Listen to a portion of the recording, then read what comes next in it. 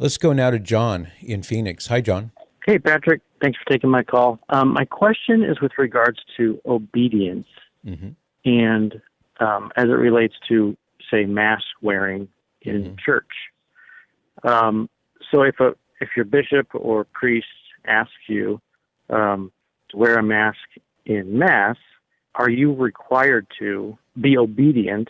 And if you are not wearing a mask, is that considered sinful? And where, because I look at it as a matter of kind of a faith and morals, like that's where their authority lies. And is wearing a mask a matter of faith and morals?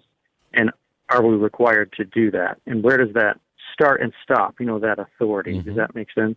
It does, yeah. So I'll start by saying in my diocese where I live in Columbus, Ohio, the bishop for his part and then our pastor for his part have both said that wearing masks is strongly encouraged. We ask you to wear a mask, but it's not required in the strictest sense. In other words, nobody's going to get thrown out of Mass if they're not wearing a mask. And some people don't wear masks.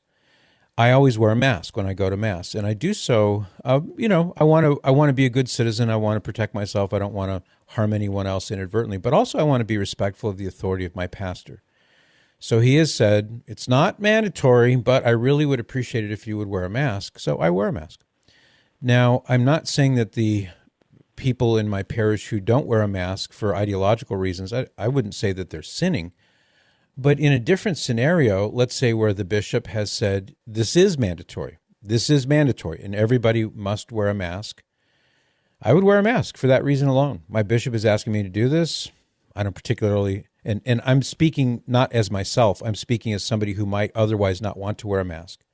If I were that person saying, I wouldn't want to wear a mask, I don't really want to wear a mask, but my bishop is asking me to, out of respect for him and humility, I'm going to wear a mask. Even though it's not what I would prefer, I'm going to defer to him. I think that is a good thing, especially for people who are willful, which is most of us.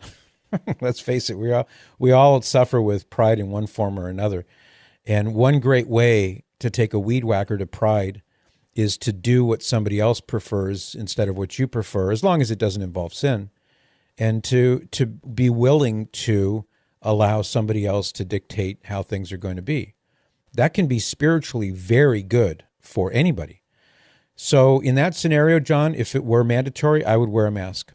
And I would say, I'm doing it, Lord. I don't, if you feel like you really don't want to wear a mask, I would say, Lord, you know my heart. I don't want to wear a mask, but out of respect, I'm going to do it. That'd be my approach to the topic. Does that help, or does that answer your question? Yes, it does. I mean, that's kind of where I'm coming from, but I'm hearing other arguments as to, what if they say we want you to get the vaccine? We're requiring you to get a vaccine to go to Mass. Like, at what point then? Well, we haven't reached that point The last yet. thing I want to do is be sinning, right? We haven't reached that point. Mm-hmm. And so if there's a diocese that says, look, we're strongly urging you to wear a mask, okay, I guess you don't have to wear a mask. You're not sinning. But what if you're in a diocese that does require you to wear a mask? I would then not, in good and conscience. It's just this weird. Yeah, for me, it's not weird, though.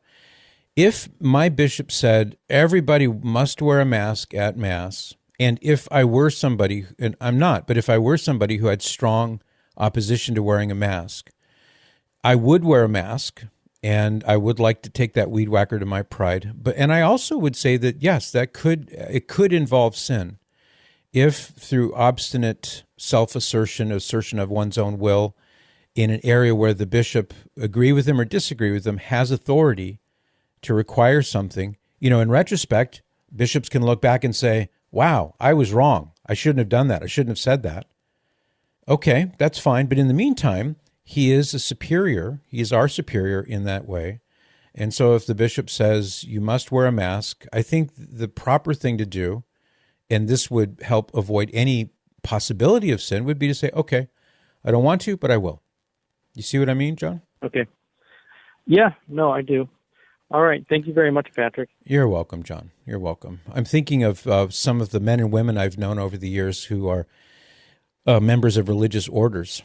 And as a married man, I've had the conversation more than once, with priests and others. And I've said to some of these priest friends, I would think that the evangelical counsel or the vow of chastity would be the most difficult thing to have to live out. unanimously, they all say, "Oh, no." I mean, yeah, that can be a challenge, sure, but that's not by far, that's not the hardest vow to live out. It's obedience.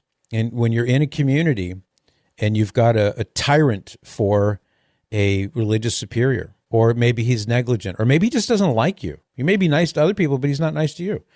Or he just makes goofy decisions, or he just does things that, it's like why did you have to do that? Why did you have to do it that way?